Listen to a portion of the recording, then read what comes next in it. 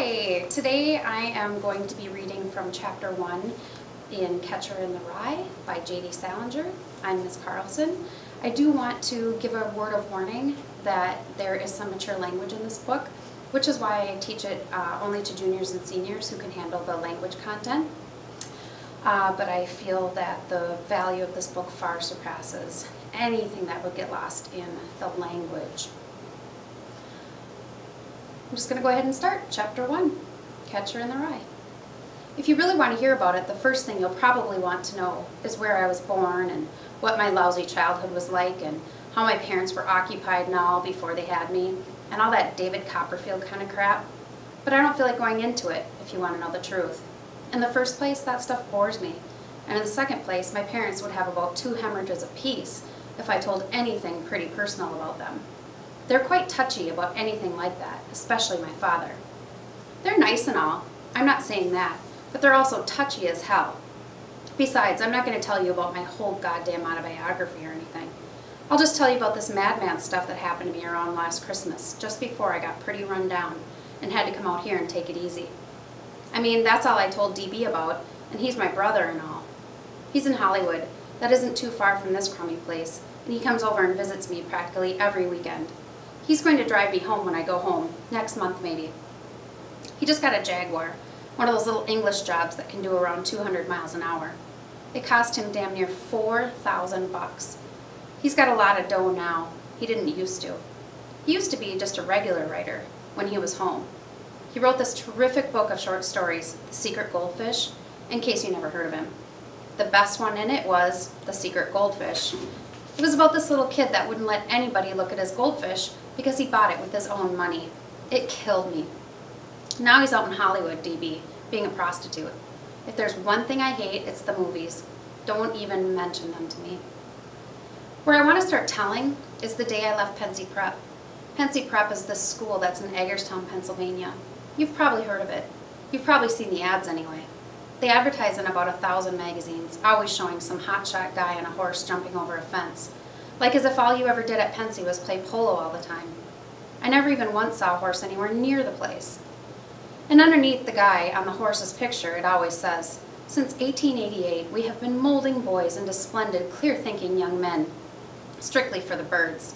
They don't do any more damn molding at Pensy than they do at any other school. And I didn't know anybody there that was splendid and clear-thinking and all. Maybe 2 guys, if that many. And they probably came to Pensy that way. Anyway, it was the Saturday of the football game with Saxon Hall.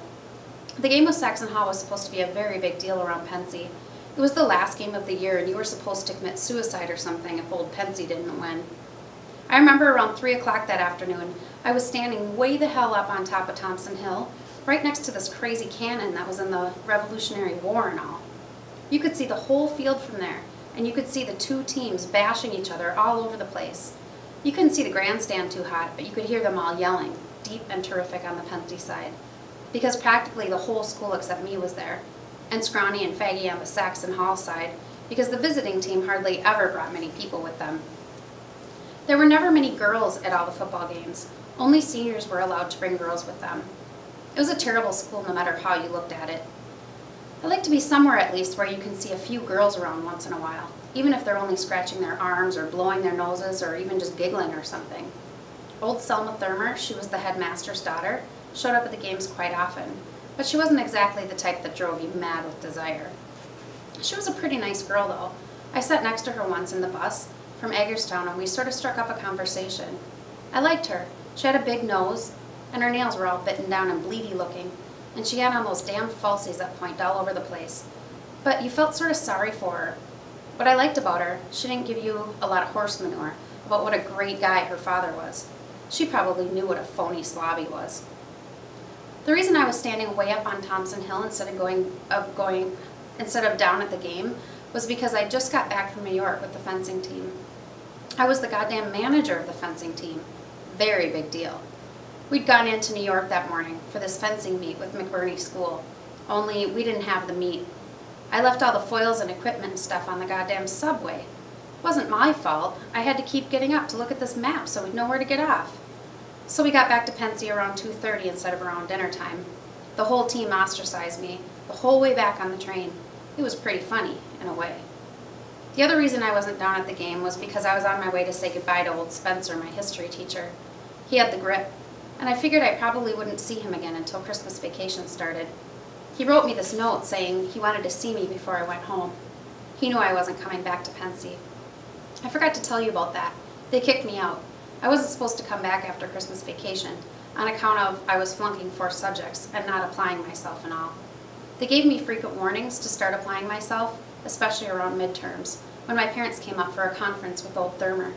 But I didn't do it, so I got the axe. They give guys the axe quite frequently at Pensy. It has a very good academic rating, Pensy. It really does. Anyway, it was December and all, and it was as cold as a witch's teeth, especially on top of that stupid hill. I only had on my reversible, and no gloves or anything. The week before that, somebody had stolen my camel's hair coat right out of my room, with my fur-lined gloves right in the pocket and all. Pensy was full of crooks. Quite a few guys came from these very wealthy families, but it was full of crooks anyway. The more expensive a school is, the more crooks it has. I'm not kidding. Anyway, I kept standing next to that crazy cannon, looking down at the game and freezing my ass off, only I wasn't watching the game too much. What I was really hanging around for, I was trying to feel some kind of a goodbye. I mean, I've left schools and places I didn't even know I was leaving them. I hate that. I don't care if it's a sad goodbye or a bad goodbye. But when I leave a place, I like to know I'm leaving it. If you don't, you feel even worse. I'm going to pause here and we'll be back in a little bit.